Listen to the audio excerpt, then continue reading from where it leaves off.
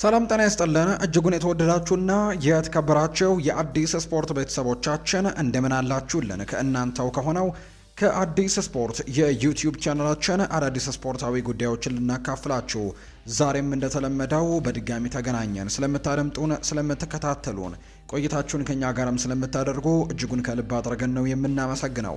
በዛሬ ፕሮግራማችን የተለያዩ ስፖርታዊ ጉዳዮችን ወደ እናንተ እናደርሳለን። ከነዚህ መካከል ትልልቆቹን የአውሮፓ ክለቦች የተመለከቱ እጅግ በርከት ያሉ ስፖርታዊ ጉዳዮችን እያነሳን ቆይታን የምናደርግ ነው የሚሆነው። በተለይ ደግሞ የተለያዩ ትልልቆቹን እነ ማንቸስተር ዩናይትድን፣ እነ አርሰናልን፣ እነ ቼልሲን ሌሎችንም ትልልቅ ክለቦች የተመለከቱ ስፖርታዊ ጉዳዮችን የዝውውር ጉዳዮችንም በስፋት እናነሳለን። ከሀገር ውስጥም እንዲሁ የምናነሳቸው ርዕሰ ጉዳዮች ይኖራሉ። ብቻ እናንተ እስከ ፕሮግራማችን ፍጻሜ ድረስ አብራችሁኝ እንድትቆዩ የአክብሮት ግብዣዬን ወደ እናንተም አደርሳለሁ። ከመሸጋገሪያ በኋላ በድጋሚ ተመልሰን የምንገናኝ ይሆናል። ከኛ ጋር ስላላችሁ እጅግ ከልብ አድርጌ ያመሰግናለሁ። አብራችሁኝ ቆዩ።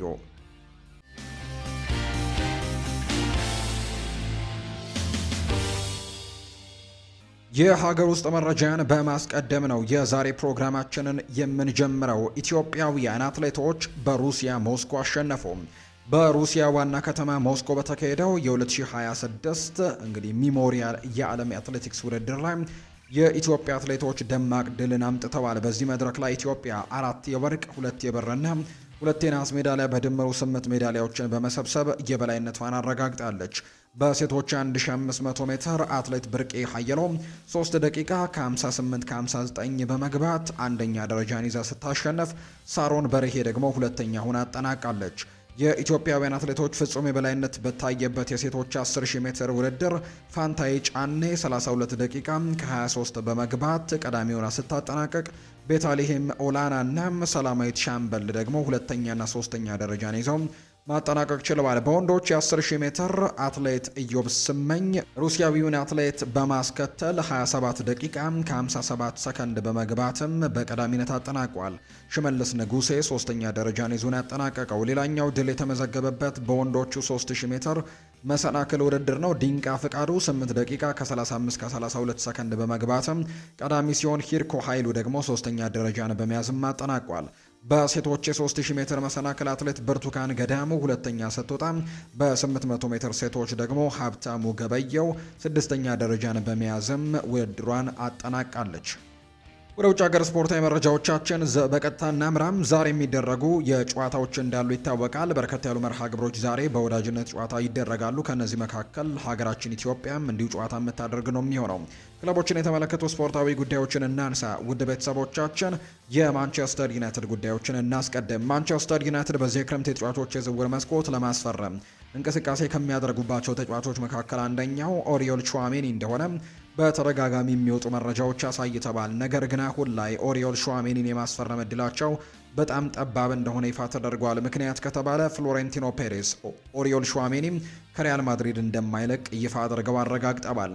ነገር ግን በዚህ ክረምት በክለብ ውስጥ ከፍተኛ ለውጦች እየተደረጉ በመሆኑ በስፔን ውስጥ የሚገኙ ሚዲያዎች ግን ጉዳዩ እንደተዘጋ አድርገው ለመቁጠር አልቸኮሉም። ምንም እንኳን ፍሎሬንቲኖ ፔሬዝ አይለቅም ብለው መረጃውን ይፋ ቢያደርጉም፣ ነገር ግን የተለያዩ አማራጮችን በተለይ በአማካይ ስፍራ ላይ ሪያል ማድሪድ ተጫዋች ለማስፈረም አማራጮችን እየተመለከተ መሆኑን ተከትሎ እንዲሁ የዦዜ ሞሪኒዮ ውሳኔ የሚጠበቅ ስለሆነ እንግዲህ በዚህ ቡድን ውስጥ ምናልባት የተለያዩ ነገሮች ሊፈጠሩ የሚችሉበት እድል ስለሚኖር ከስፔን የሚወጡ ትልልቅ የሚባሉ የመረጃ ምንጮች ይህንን ነገር ይፋ አድርገው አላረጋገጡትም። ሌላ ከፍተኛ ብቃት ያለው የአማካይ ክፍል ተጫዋች መፈረም በአሁኑ ሰዓት በክለቡ ካሉት አማካዮች የአንዱን መልቀቅ ሊያስከትል ይችላልና ዩናይትዶችም ያንን ነገር በትኩረት መከታተልን ምርጫቸው እንዳደረጉ ነው እየተገለጸ የሚገኘው።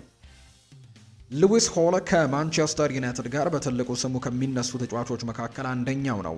ማንቸስተር ዩናይትድ የኒውካስል ዩናይትዱን የግራ መስመር ተመላላሽ የሆነው ሉዊስ ሆልን ለማስፈረም እንደሚፈልግ ነው መረጃዎች የወጡት። ነገር ግን ማክፓይሶቹ ተጫዋቹን በዚህ የክረምት የተጫዋቾች የዝውውር መስኮት ለመሸጥ ፍላጎት እንደሌለው ነው የተነገረው።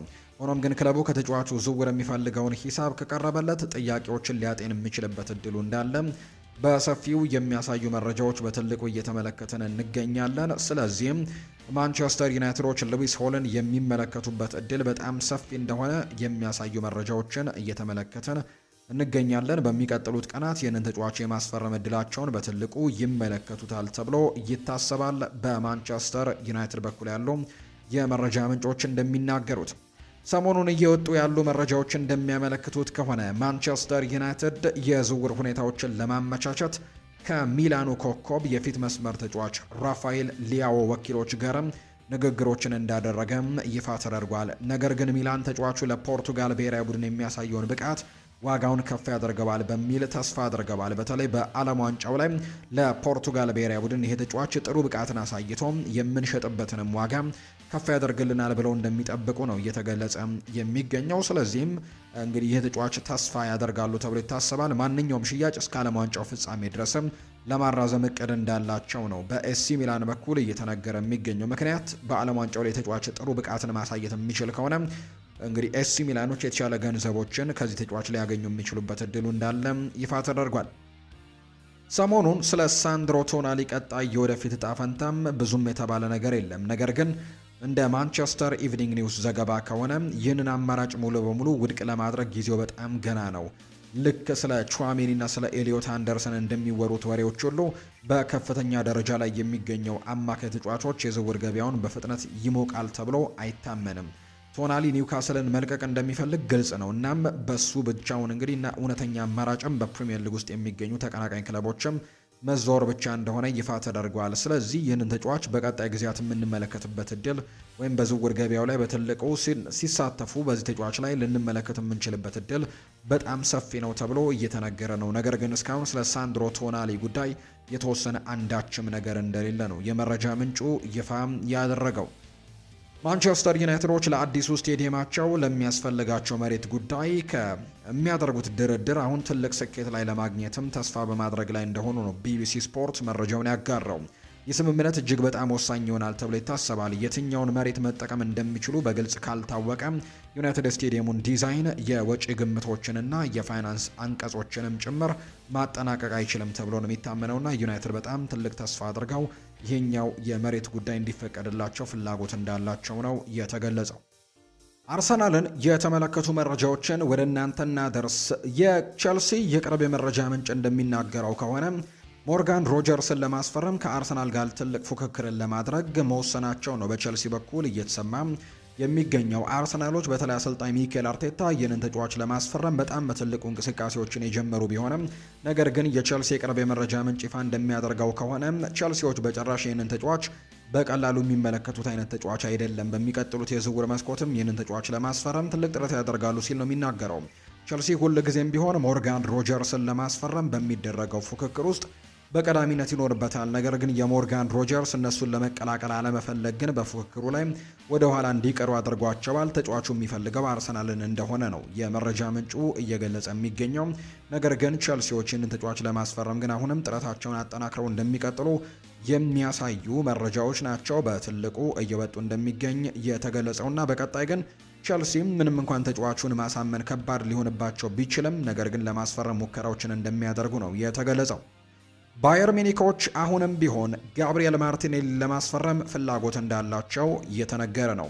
ክለቡ እንደ ተቀያሪ ተጫዋች አድርገው ይመለከቱታል። 45 ሚሊዮን ዩሮ ደግሞ ያስወጣል ብለውም ያምናሉ ብለዋል። ባየርን ኢንሳይደር ነው ይህንን መረጃ እያጋራ የሚገኘውና ባየር ሚኒኮች በቀጣይ ይህንን ተጫዋች ለማስፈረም ጥረቶችን ያደርጋሉ ተብሎ ይታሰባል። የክንፍ መስመር ተጫዋችን ለማስፈረም በዚህ የዝውውር መስኮት በትልቁ እንቅስቃሴዎችን ያደርጋሉ ተብሎ ስለሚታሰብ አርሰናል በክረምት የተጫዋቾች የዝውውር መስኮት በጣም ትልልቅ የሚባሉ ዝውውሮችን ለማድረግ ዝግጁ እንደሆነ እየተገለጸ ነው። የተለያዩ ቦታዎች ላይ ራሱን ማጠናከር የሚፈልገው አርሰናል በተለይ በአጥቂ መስመር ላይም ተጫዋቾችን እየተመለከተ እንዳለም ሰምተናል። ኤሊ ጁኒየር ክሮፒና ሁሊያን አልቫሬዝ ደግሞ የአርሰናል ትልቆቹ የአጥቂ አማራጮችና ኢላማዎች እንደሆኑ የሚያሳዩ መረጃዎችን እየተመለከትን ነው። በቀጣይ የዝውውር መስኮቱ ቀናቶች ላይ አርሰናል በዝውውር ገበያው ላይ በተለይ በአጥቂ መስመር ላይ የትኛውን ተጫዋች ያመጣል የሚለው ጉዳይ በበርካቶች ዘንድ በጉጉት እንዲጠበቅ ያደረገው መረጃ እንደሆነው ይፋ የተደረገው። ሊቨርፑልን የተመለከተ መረጃን ደግሞ እናንሳም። ትላንትና ከባየር ሚኒክ ጋር በተያዘ በተለይ ዛሬ ጠዋት በነበረን የስፖርት የመረጃ ሰዓታችን በጠዋቱ ፕሮግራማችን ላይ አንድ ክለብ በተለይ ባየር ሚኒክ ይህንን የሊቨርፑል ታዳጊ ሪዮ ኤንጎሞዋህን ለማስፈረም ትልቅ ፍላጎት እንዳለው ሲገለጽ እንደነበር የምናስታውሰው ጉዳይ ነው። ነገር ግን አሁን ላይ ይሄ ዝውውር የሚሳካበት እድል በጣም ጠባብ እንደሆነ የተነገረው። ምክንያቱም ይሄ ቡድን ማለትም በሊቨርፑሎች ይህንን ተጫዋች የመልቀቅ ምንም አይነት እቅድ እንደሌላቸው የሚያሳዩ መረጃዎች ናቸው በተደጋጋሚ እየወጡ የሚገኙት። ስለዚህም ሊቨርፑሎች በጭራሽ ይህንን ተጫዋች አይለቁትም። ሪዮ ኤንጎሞዋህም ለሽያጭ የቀረበ ተጫዋች በፍጹም አይደለም ተብሏል። ከባየር ሚኒክ ወይም ደግሞ ከሌሎች ክለቦች ምንም አይነት የቀረበላቸው ጥያቄ የለም። ሪዮ ኤንጎሞዋ የረጅም ጊዜ ውልም አለው። እንዲሁም ደግሞ በዚህ ክረምትም የሊቨርፑል በክንፍ መስመር ተጫዋች መገንባት እንጂ መቀነስ ላይ ምንም ኢላማቸው አይደለም። እዛ ቦታ ላይ ተጫዋቾችን መጨመር ሲጠበቅባቸው በጭራሽ ይህንን ተጫዋች የመልቀቅ ምንም አይነት ፍላጎት እንደሌላቸው ነው ቤን ጃኮብስ መረጃውን እያጋራም የሚገኘው። ሌላኛው ፋብሪዚዮ ሮማኖ ይፋ ያደረገው መረጃም ሊቨርፑል አስፈላጊ የሆነ የዝውውር ጥያቄ ከቀረበለት በኮዲ ጋክፖ ዙሪያ ምን እንደሚፈጠር ማየትም ይኖርብናል ተብሎ ይታሰባል። እሱ ይቀጥላል ወይስ ደግሞ ይለቃል የሚለው ጉዳይ የሚወሰነው በሊቨርፑል ነው ሲልም ጭምር ነው ፋብሪዚዮ ሮማኖ እየተናገረ የሚገኘውና ምናልባት የተጫዋች ሊለቅ የሚችልበት እድሉ እንዳለ ተነግሯል። ለሊቨርፑል የሚቀርበው ጥያቄ ሁሉን ነገር ሊወስን እንደሚችል ነው የተናገረው ፋብሪዚዮ ሮማኖ። አርነ ስሎት መባረሩ በጣም ነው የሚያሳፍረው። በተለይም ለቻምፒየንስ ሊግ ብቁ ለመሆን በተጫወትንበት የውድድር ዘመን ብዙም ሳይቆይ መሆኑ ክለቡ ማብራሪያውን የያዘ መግለጫ አውጥቶ ነበር። ነገር ግን ማንም ሰው ከተጫዋቾች መካከል አንዱም ስሎት እንደሚባረር አያውቅም ነበር። ላለፉት 2 ዓመታትና ባለፈው የውድድር ዘመን አብረን ላደረግናቸው ነገሮች ሁሉ የምስጋና መልእክትም ልኬለታለሁ ሲልም ጭምር ነው ኮዲ ጋክፖም አርነ ስሎት መልቀቁ እንዳላስደሰተው የተናገረው። ኮዲ ማቲያስ ጋክፖ ይቀጥልና አሰልጣኙ በመባረሩ በጣም አዝኛለሁ። በተለይም ለቻምፒየንስ ሊግ ማለፍ ስንታገል ከነበረበት የውድድር ዘመን በኋላ እንዲህ በፍጥነት መባረሩ ያሳዝናል። ነገር ግን ክለቡ ለዚህ ውሳኔው ማብራሪያ የሚሆን መግለጫ አስቀድሞ ያወጣ ይመስለኛል። ከተጫዋቾች መካከል ማንም ሰው እንዲህ ያለ ነገር ይጠብቃል ብዬ አላስብም። ለሁላችንም ሙሉ በሙሉ አስደንጋጭ ነው፣ ያልተጠበቀ ነገር ነው። ነገር ግን ከዚህ በተጨማሪ በአሁኑ ጊዜ የሊቨርፑል በርካታ ተጫዋቾች በዓለም ዋንጫው ላይ ትኩረት አድርገዋል። ስለዚህም ይህንን ሁኔታ ለጊዜው ወደ ጎን ማቆየት ይኖርብናል ብሏል። በእርግጥ ባለፉት 2 ዓመታት አብረን ለሰራናቸው ስራዎች እናም በተለይም ልዩ ትዝታ ለነበረው ባለፈው የውድድር ዘመን ምስጋናን ለመግለጽም መልእክት ልኬለታለሁ ሲልም ነው አርነ ስሎትን በተመለከተ ኮዲ ጋክፖ የተናገረው። ፍሎሪያን ቬርትስ ስለ ቀጣዩ የውድድር ዓመት ይናገራል። ሊቨርፑልን በመምረጤ ምንም አይነት ጸጸት አልተሰማኝም። አሁንም ቢሆን እዚህ በመሆኔ በጣም ደስተኛ ነኝ። ለቀጣዩ የውድድር ዘመን ትልልቅ ግቦች አሉኝ፣ ምክንያቱም ይሄ የውድድር ዘመን እንደታቀደው አልሄደልኝም ነበር ሲል ነው ፍሎሪያን ቬርትስ የተናገረው። በሊቨርፑል በመጀመሪያ የውድድር ዘመኑ ያን ያክል ስኬታማ የሚባል ጊዜን አሳልፈዋል ብሎ ማንሳት አይቻልም። በሚቀጥለው የውድድር ዓመት ግን የተሻለ የውድድር ዓመትን ከሊቨርፑል ጋር ያሳልፋል ተብሎ ይጠበቃል ይሄ ተጫዋችና ፍሎሪያን ቬርትስ ሲናገር ስለሚቀጥለው የውድድር ዓመት በጣም ጠንክሬ የምመለስበት የውድድር ዓመት ነው፣ የተሳካ ዓመትን በሚቀጥለው የውድድር ዓመት እንደማሳልፍ ተስፋ አደርጋለሁ ሲል ነው ፍሎሪያን ቬርትስ የተናገረው። ፌዴሪኮ ኪያዛም እንዲሁ ይናገራል። ከርቲስ ጆንስ ጣሊያን ውስጥ ያለው ኑሮ እንዴት እንደሆነ ጠይቆኛል። እኔም በጣም ምርጥ እንደሆነ እንዲሁም በአየር ጸባዩ ከሊቨርፑል በጣም እንደሚሻል ነግሬዋለሁ ሲል ነው ፌዴሪኮ ኪያዛ የተናገረው። ምናልባት ይሄ አስተያየት በቀጣይ ከርቲስ ጆንስ ክለቡን ለቆ ሊወጣ እንደሚችልና ስሙ ከኢንተር ሚላን ጋር በተደጋጋሚ ሲነሳ እንደነበር የምናስታውሰው ነው። ስለዚህ ከኢንተር ሚላን ጋር የተያዘበት መረጃ በጣም ትክክለኛ መረጃ ሊሆን እንደሚችል፣ ወደ ጣሊያን ሊያመራ የሚችልበት እድሉ እንዳለ ፍንጭ የሰጠ አስተያየት እንደሆነ ነው መረጃዎች የሚጠቁሙት። የቸልሲን ጉዳይ ደግሞ እንንገራቸው። አሰልጣኝ ቻቪ አሎንዞ የብራዚላዊውን ወጣት ኮከብ ተጫዋች ኤስቴቫ ዊሊያንን ችሎታ በእጅጉ እንደሚያደንቀው ነው የሚናገረው። ቻቪ አሎንዞ የኤስቴቫውን የጠባብ ቦታዎች ውስጥ ያለውን ከፍተኛ ቴክኒክ ብቃት፣ በአንድ ለአንድ ሁኔታዎች ያለውን ልዩ ችሎታ እንዲሁም በክንፍ ደግሞ በአጥቂ አማካኝ ወይም ደግሞ እንደ 10 ቁጥር ደግሞ አጥቂ የመጫወት ብቃቱን በጣም እንደሚወድለት ጭምር ነው እየተነገረ የሚገኘው። ቻቪ አሎንሶና ኤስቴቫ ዊሊያንን በትልቁ ያደንቀዋል ተብሎ ይታሰባል። በተጨማሪም በቡድን ጨዋታ ውስጥም ያለውን ብልህነትና ከባልደረቦቹ ጋር የሚፈጠረውን ቅንጅትም ቻቪ አሎንዞ በአጥቂ ተጫዋቾች ዘንድም በጣም የሚፈልጋቸው ባህሪያቱ እንደሆኑ እየተገለጸ ነው። ቸልሲ ኤስቴቫውን ከክለቡ በጣም አስደሳች ወደፊት ተሰጥኦች አንዱ እንደሆነ የሚያምን ሲሆን ቻቪ አሎንዞም በተጫዋቹ እድገትና ልማት ውስጥ ደግሞ ትልቅ ሚና እንደሚኖረው ነው የሚጠበቀው። ኤስቴቫ ዊሊያን በቻቪ አሎንዞ ቁልፍም ተጫዋች ይሆናል ተብሎ እንደሚታሰብ ነው መረጃው ይፋ ያደረገው። ቸልሲ በዚህ የክረምት የተጫዋቾች የዝውውር መስኮት ገበያ በ3 ዋና ዋና ቦታዎች ተጫዋቾችን ለማስፈረም እየሰራ ነው የሚገኘው። በመሀል ተከላካይ ቦታ ላይ ወይም በሴንተር ባክ ቦታ ላይ፣ በአማካይ ስፍራ እንዲሁ ሴንትራል ሚድፊልደር፣ ከዛ ውጪ በግራ ክንፍ አጥቂ በኩል ወይም በሌፍት ዊንገር ቦታ ላይ ተጫዋቾችን ለማስፈረም ጥረቶችን የሚያደርግበት የዝውውር መስኮት ይሆናል ተብሎ ይታሰባል። በተጨማሪም የዝውውር መስኮቱ በይፋ ከመከፈቱ በፊትም እናም ከተከፈተ በኋላ በርካታ ተጫዋቾችም ከክለቡ ሊለዩ እንደሚችሉ የሚያሳዩ ነገሮችን እየሰማን ነው። አሰልጣኝ ሻቪ አሎንዞና የክለቡ ኃላፊዎች ቡድኑን ለአዲስ የውድድር ዘመንም የተሻለ መልኩ ለማጠናከርም እየሰሩ መሆናቸውን የሚያሳዩ መረጃዎችን በትልቁ እየተመለከትን ነው። ኮል ፓልመር አሰልጣኝ ሻቪ አሎንዞ በቡድን ውስጥ ሊኖሩ የሚፈልጋቸውን ሜንታሊቲ የሚባሉ ተጫዋቾችን ባህሪያትም በሚገባ የሚያሟላ ተጫዋች እንደሆነ ተዘግቧል። ሻቪ አሎንዞ ፓልመር በአደገኛ የሜዳ ክፍሎች ውስጥ ኳስ እንዲቀበልና የፈጠራ ችሎታንም በሙሉ እንዲያሳይ ነጻነት መስጠትና ከዋና ቅድሚያዎቹ መካከልም አንዱ ያደርገዋል ተብሎ ይታሰባል። የቼልሲ ኮከብ በአዲሱ ፕሮጀክት ውስጥም ቁልፍ ሚና እንደሚኖረው ነው በርካቶች የሚያምኑት። ሻቪ አሎንዞ ቡድኑ በኮል ፓልመር ጥንካሬዎች ዙሪያ ለመገንባትም እያሰበ መሆኑን ዘ አትሌቲክ የተባለው የመረጃ ምንጭ ይፋ እያደረገ ይገኛል። ፓልመር በመጪው የውድድር ዘመን የሻቪ አሎንዞ ቼልሲ ዋና የፈጠራ ኃይልም ወይም ሞተርም ይሆናል ተብሎ እንደሚታሰብ ነው ዘ አትሌቲክ የሚናገረው። የማንቸስተር ሲቲን ጉዳዮች ደግሞ እንንገራቸው። ማንቸስተር ሲቲ ከሳቪኒሆ ዝውውር 52 ሚሊዮን ፓውንድ ይፈልጋል ተብሏል። ቶተንሃም ድርድር ጀምረዋል። እናም በሚቀጥሉት ቀናትም የመጀመሪያውን ይፋዊ ጥያቄ ለማቅረብም በዝግጅት ላይ እንደሆነ ጭምር ነው የስፔን ብራዚል እየተናገረም የሚገኘው። ሳቪኒዮ በዚህ ክረምት ወደ ቶተንሃም ለመዘዋወር ውሳኔውን ወስኗል። ተጫዋቹም ባለፈው ዓመት ጥንካሬ አድሮበት ነበር። አሁን ግን ወደ ስፐርስ እንደሚዘዋወር ሙሉ በሙሉ እርግጠኛ እንደሆነ ጭምር ነው የብራዚል የመረጃ ምንጮች የሚናገሩት። ቶተንሃም የሳቪኒዮን ዝውውር ለማጠናቀቅም ከፍተኛ ጥረቶችን እያደረገ ሲሆን ተጫዋቹ ወደ ቶተንሃም ማቅናትም ይፈልጋል። ያው የቀረው ደግሞ በሁለቱ ክለቦች መካከል ስምምነት ብቻ ነው ሲል ታማኙ ጋዜጠኛ ፋብሪዚዮ ሮማኖ እንዲሁ እየተናገረ ነው።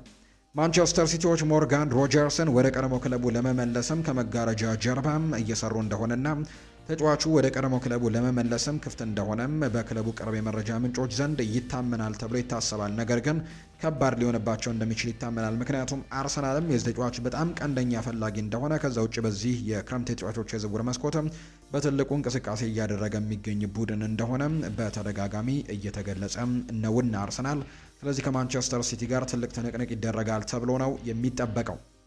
ሪያል ማድሪድን ደግሞ እንመልከት። ጃኦ ኔቬስ በደጋፊዎች ዘንድ የማድሪድን የአማካይ ክፍል ለቀጣይ 10 ዓመታት በበላይነት ለመምራትም ፍጹም ብቃት እንዳለው ነው የሚታመነው። ማቲያስ ፈርናንዴስ በአሰልጣኝ ዦዜ ሞሪኒዮ እቅድ ውስጥ ዋነኛ ኢላማ መሆኑ መገለጹ ደጋፊዎች ለተጫዋቹ ያላቸውን ፍላጎትም ከፍ አድርጎታል ተብሎ ይታሰባል። ሄስኮ ግቫርዲዮል የሪያል ማድሪድ የኋላ ክፍልን በጠንካራነቱና በሁለገብነቱ ማለትም በመሃል ተከላካይነትና በግራ መስመር ተከላካይነትም የሚያጠናክር አይነት ተጫዋች አድርገው ይመለከቱታል። ስለዚህ ሪያል ማድሪድ ይህንን ተጫዋች ለማስፈረም ሙከራዎችን ማድረጋቸው አይቀሬ እንደሚሆን ነው ዲያሪዮ አስ የተባለ የመረጃ ምንጭ ይፋ ያደረገው። ዲያሪዮ አስ ሪያል ማድሪድ የዌስትሃም ዩናይትዱን አማካይ ማቲያስ ፈርናንዴስን አጥብቆ የፈለገበት ምክንያት እናም የሜዳ ላይ እንቅስቃሴ በዚህ መልኩ አስቀምጦታል። እጅግ ተንቀሳቃሽ ተጫዋች በመሆኑ ማለትም ሜዳ ላይ ሳይደክም በከፍተኛ ጉልበት የሚሮጥና የሜዳውን ክፍሎች ደግሞ በአብዛኛው የሚሸፍን ወይም ከቨር የሚያደርግ አይነት ተጫዋች አድርገው ይመለከቱታል። በመከላከል ረገድ በጣም ጠንካራ ነው። ኳስ በማስጣልና የአጥቂዎችን ጥምረት በመስበር ረገድም የተካነ አይነት ተጫዋች አድርገው ይመለከቱታል። የጨዋታ እይታው ምርጥ እንደሆነ ይነገርለታል። ተጫዋቹ የጨዋታውን ሂደት አስቀድሞ የማንበብ ልዩ ብቃት አለው። ኳስን የማንቀሳቀስና የግብ ዕድሎችን የመፍጠር ችሎታም አለው። ኳስን ከኋላ መስመርም ወደፊት በፍጥነት የሚያሻግርና ለአጥቂዎችም ጎል ዕድሎችን ይፈጥራል። ለቡድኑ ሚዛን የሚሰጥ ተጫዋች ነው። በማጥቃትና በመከላከልም መካከል ፍጹም የሆነ የቡድን ስምምነት ወይም ባላንስን ይፈጥራል ተብሎ እንደሚታሰብ ነው ዲያሪዮ አስ መረጃውን ያጋራው። የባየር ሚኒክ መላው የቦርድ አባላት ማይክል ኦሊሴ በፍጹም ሊሸጥ የማይችል ተጫዋች አድርገው በሙሉ ድምጽም እንደወሰኑ ነው ቢልድ የተባለው የመረጃ ምንጭ ይፋ ያደረገው። ሰሞኑን በተለይ ፍሎሬንቲኖ ፔሬስ ከ150 ሚሊዮን ዩሮ ጋር በተያያዘ አንድ ተጫዋችን ለማስፈረም ቃል እንደገቡ መናገራቸው ይታወሳልና ያ ተጫዋች በአብዛኛው አሁን ወደ ማይክል ኦሊሴ ግምቶች እያመሩ ይገኛሉ። ነገር ግን ማይክል ኦሊሴ በጭራሽ የሚሸጥ አይነት ተጫዋች አይደለም ብለው እንደሚያስቡ ነው የባየር ሚኒክ የቦርድ አባላት ይፋ ያደረጉት። የባየር ሚኒክ ዋና ስራ አስፈጻሚና አሁን የክለቡ የቦርድ አባል የሆኑት ታዋቂው ጀርመናዊ የእግር ኳስ ባልደረባ ካርል ሄንዝ ሩሚኒንግ ኤፕሪል ወር ላይ ከአንድ ጋዜጠኛ ጋር ለኦሊሴ 200 ሚሊዮን ዩሮ ቢቀርብላችሁ ትሸጡታላችሁ ለሚለው ጥያቄ ምላሽ ሲሰጡ ካለፈው ታሪክ አንድ ታሪክ ልንገራችሁ። በ2009 ለፍራንክ ሪበሪ ከቼልሲ አስደናቂ የሆነ የዝውውር ጥያቄ ቀርቦልን ነበር። በወቅቱ የዓለም እግር ኳስ የዝውውር ታሪክን ሊሰብር የሚችል የገንዘብ መጠን ነበር የቀረበልን። እኔም ይህንን የገንዘብ ጥያቄ ይዤ በወቅቱ የክለቡ ዋና የፋይናንስ ኦፊሰር ወደ ነበሩት ካርል ሆፕፈርን ጋር አመራሁኝ። ኡሊ ሆነሽም ዘንድ ሄድኩኝ።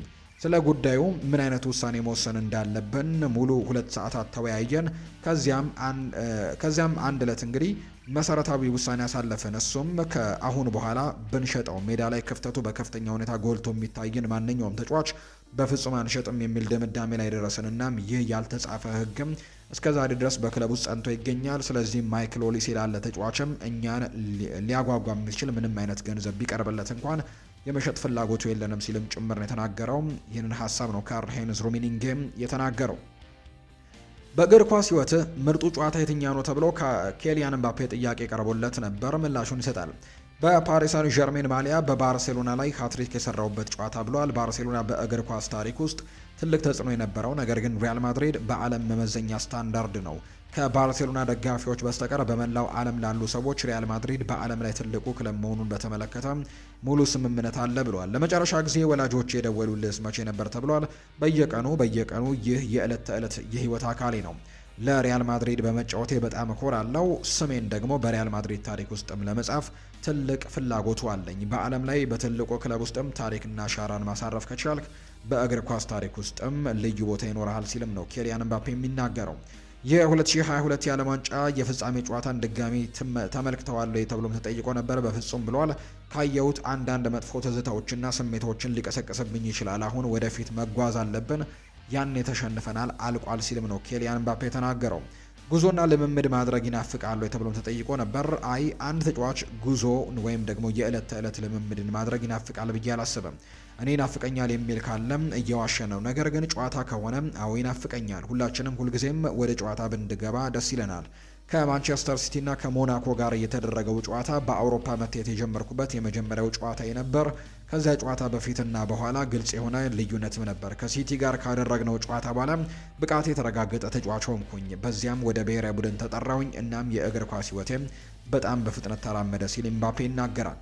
በዓለም ላይ ካሉ ምርጥ ተከላካዮች ጋር መፎካከር ትወዳለሁ የሚል ጥያቄም ቀርቦለት ነበር። አዎ ሲል ነው የመለሰው። ከ3 ወይም 4 ዓመታት በፊት ቫን ዳይክን መቅጠም እፈልግ ነበር፣ ምክንያቱም በዓለም ላይ ምርጡ ተከላካይ ተደርጎ ይወሰድ ስለነበር እና በእርግጠኝነት ነበር እሱ በጣም ጎበዝ ተጫዋች ነው ሲልም ነው ያሞካሻው። ሜሲ ወይስ ክሪስቲያኖ የሚል ጥያቄም ቀርቦለት ነበር። እኔ ከሜሲ ጋር አብሬ ተጫውቻለሁ፣ ከክሪስቲያኖ ሮናልዶ ጋር ደግሞ ተፋልሜ ያለው። ሮናልዶ የኔ አርአያ ነው። ነገር ግን እነዚህ ሁለቱ ተጫዋቾች በጣም የተለያዩ ተጫዋቾች በመሆናቸው በፍጹም ሊነጻጸሩ አይችሉም ማለት አለብኝ። በእነዚህ ሁለቱ ተጫዋቾች መካከል የነበረው ፉክክር በጣም ጥሩ የነበረው ፍጹም ተቃራኒ ስለነበሩ ነው። ሮናልዶ ቀኝ እግር ተጠቃሚ፣ ሜሲ ደግሞ ግራ እግር። ሮናልዶ ረጅም ነበር፣ ሜሲ ደግሞ አጠር ያለ። ሮናልዶ በአካላዊ ብቃት የተገነባ ነበር፣ አንደኛው ደግሞ ልዩ ተሰጥኦ በተፈጥሮ ያለው ሲሆን ሌላኛው ደግሞ በጠንካራ ልምምድ ብቻ የመጣ። የክሪስቲያኖ ሮናልዶ ተሰጥኦ የለውም ወይም ሜሲ ጠንክሮ አይሰራም ብለህ እንዴት ለመናገር ትችላለህ የሚል ጥያቄ ቀርቦለትም እነዚህ ቃላት ስለ እግር ኳስ ምንም አይነት ግንዛቤ ስለሌለው እና በሳር ሜዳ ላይም ደግሞ እግሩን አሳርፈው በማያውቅ ሰው ላይ የሚነገሩ ናቸው። ክሪስቲያኖ ሮናልዶ ተሰጥኦ የለውም ብሎ ማሰብ በጣም ከባድ ነው። እንዲሁ ሊዮኔል ሜሲም ጠንካራ ሰራተኛ አይደለም ብሎ መናገሩም በጣም ስህተት ነው ሲልም ነው ኬሊያን ምባፔ የተናገረው። ጃፓን በድጋሚ የልምምድ ቦታ ቀየረች። የጃፓን ብሔራዊ ቡድን በሜክሲኮ የተሰጠውን የልምምድ ቦታ ደረጃውን የጠበቀ አይደለም በሚል ቅሬታ አቅርበዋል። ብሔራዊ ቡድኑ አሁን ላይ በሁለት ቀናት ውስጥ ለሁለተኛ ጊዜ የልምምድ ቦታ ለመቀየር መገደዱን የተነገረው ቡድኑ በሜክሲኮ ሞንትሬ በተሰጠው ሜዳ ከደረጃ በታች ነው በሚል ቀይሮ ነበር። ይሁን እንጂ የተቀየረው ሜዳን በተመሳሳይ ከደረጃ በታች በመሆኑ ሁለተኛ ቦታም ለመቀየር እንደተገደደ የተነገረው። የጃፓን ብሔራዊ ቡድን አሁን ላይ ወደ ቅርብ ከተማ የሚገኘው የሞንትሬ ክለብ ማዕከልም እየተጠቀመ እንደሚገኝ ነው የተገለጸው። ፊፋ በውሃ መያዣ ላይ የጣለውን ክልከላ አንስቷል። ፊፋ ከቀናት በፊት በዓለም ዋንጫ ወቅትም ደጋፊዎች የውሃ መያዣ ኮዳ ይዘው ወደ ስቴዲየም እንዳይገቡ ከልክሎ ነበር። ይሁን እንጂ በውድድሩ የሚኖረው ከፍተኛ ሙቀትን ታሳቢ ያደረገ አይደለም በሚል ከፍተኛ ቅሬታ አስነስቷል። የኒውዮርክ ከተማ ከንቲባ ማምዳኒ ጨምሮ በርካታ ፖለቲከኞችም የፊፋን ውሳኔ ተቃውሞ ማብራሪያ ጠይቀዋል። ይህንን ተከትሎ ፊፋ ውሳኔውን በድጋሚ በመመልከት መሻሩንና ክልከላውን ማንሳቱን የተነገረው ተቃውሞ የበረታበት ፊፋ ደጋፊዎች 590 ሚሊ ሊትር የፕላስቲክ ውሃን መያዣ ይዘው መግባት ይችላሉ ሲልም ጭምር የተናገረው። በርካታ የዓለም ዋንጫ ጨዋታዎች በአስቸጋሪ የአየር ሁኔታ ውስጥ ሊደረጉ እንደሚችሉ ጥናቶች እያሳዩ ነው። ጨዋታዎቹ አደገኛ ሙቀትና እርጥበታማ የአየር ሁኔታዎች ይኖራቸዋል ሲል አዲስ የወጣው ጥናት አሳይቷል። ጥናቱ ይፋ ባደረገው ካርታ ላይ የሚደረጉ 1/3 ጨዋታዎች አደገኛ ሙቀት ይገጥማቸዋል ተብሎ ነው የተነበየው።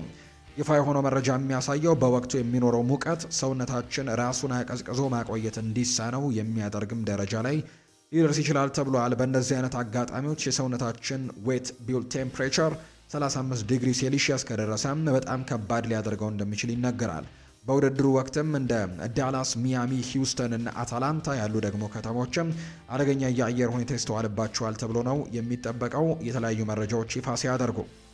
የ5 ጊዜ የአውሮፓ ሊግ አሸናፊው አሰልጣኝ ዩናይ ኤምሪ እንደ አሰልጣኝ በስተጀርባ ስላለው ስኬት ሚስጥር ይናገራሉ። ስራዬን ወደዋለሁ። ከ12 ሰዓት እስከ 12 ሰዓት ብሰራም ምንም ችግር የለብኝም። በላፕቶፕ ፊት ተቀምጬ የራሳችንን ቡድን ወይም የሌሎችን ቡድኖች በመተንተን የልምምድ መርሃ ግብሮችን በማዘጋጀት መስራት። ተመልከቱ፣ እኔ አንድ መርህ አለኝ። በእግር ኳስ 24 ሰዓት በቀን መስራት ትችላለህ። ሁልጊዜም የምታደርገው ነገር አለ። ለምሳሌ አጥቂ ካስፈለገም ለማስፈረም የምታስባቸውን አጥቂዎች፣ ማንኛውንም ቡድን ያሉትን ሁሉንም ጨዋታዎችም ማየት ትችላለህ ሲልም ጭምር የተናገረው ኡናይ ኤምሪ። ቪንሰንት ዴል ቦስኬ ስለ ወርቃማው የስፔን ትውልድ ይናገራሉ። በሰዓቱ ቻቪ አሎንሶ እና ሰርሂዮ ቡስኳይትስ በስብስብ ውስጥ ነበሩ። ማድሪድ አካባቢ ያሉ ሰዎች ቻቪ አሎንሶን እንዳስጀምሩ ይፈልጉ ነበር። የባርሴሎና ደጋፊዎች ደግሞ በተቃራኒ ቡስኳይትስ እንዲሰለፍ ነበር ይፈልጉ የነበሩት ሲል ነው የተናገረው ቪንሰንት ዴል ቦስኬ። ማውሪዚዮ ፖቼቲኖ ስለ ብራንደን አሮንስ በሰርጉ ምክንያትም ከልምምድ ስለመቅረቱ ሲናገሩ ተጫዋቾች ሕይወታቸውን በእቅድ መምራት አለባቸው። ይሄ የጋብቻ ውሳኔ ከ2 ዓመት በፊት ነበር የተወሰነው። እናም ይህ ማለት ደግሞ እኔ አሰልጣኝ ከመሆኔ በፊት የተወሰነ ውሳኔ ነበር። ለአሮንስ እንዲሄድ ፈቅጄለት ነበር። ምንም አይነት ፕሮፌሽናል ተጫዋች እንደሆነ አውቃለሁ። እናም ደግሞ ይህንን ደስታ እንዲያከብር መፍቀድ ደግሞ በጣም ጥሩ ነገር ነው ሲልም ነው ማውሪዚዮ ፖቼቲኖ የተናገረው። የተወደዳችሁና የተከበራችሁ ቤተሰቦቻችን ለዛሬ ያዝንላችሁ አዳዲስ ስፖርታዊ ጉዳዮቻችን እነዚህን ነው የሚመስሉት። ስላደመጣችሁን፣ ስለተከታተላችሁን፣ ቆይታችሁን ከኛ ጋርም ስላደረጋችሁ እጅጉን ከልብ አድርገን እናመሰግናለን። ፉአድ ባህሩ የዛሬውን ፕሮግራም እየመራው ከእናንተ ጋር ቆይታን አድርጌያለሁ። በቀጣይ ፕሮግራሞቻችን ሌሎች ስፖርታዊ ጉዳዮችን፣ ሌሎች አዳዲስ መረጃዎችን አካተን በድጋሚ ተመልሰን የምንገናኝ ይሆናል። ለዛሬ ግን ስላደመጣችሁኝ፣ ስለተከታተላችሁኝ ቆይታችሁም ከኛ ጋር ስለነበር ከልብ አድርጌ ነው የማመሰግነው። ፉአድ ባህሩ የዛሬውን ፕሮግራም መራሁኝ። በቀጣይ ፕሮግራሞቻችን በድጋሚ ተመልሰን የምንገናኝ ይሆናል። ለዛሬ ግን እዚህ ጋር በቃን። መልካም ጊዜ መልካም ቀንም እንዲሆንላችሁ ነው በአክብሮት የምመኘው።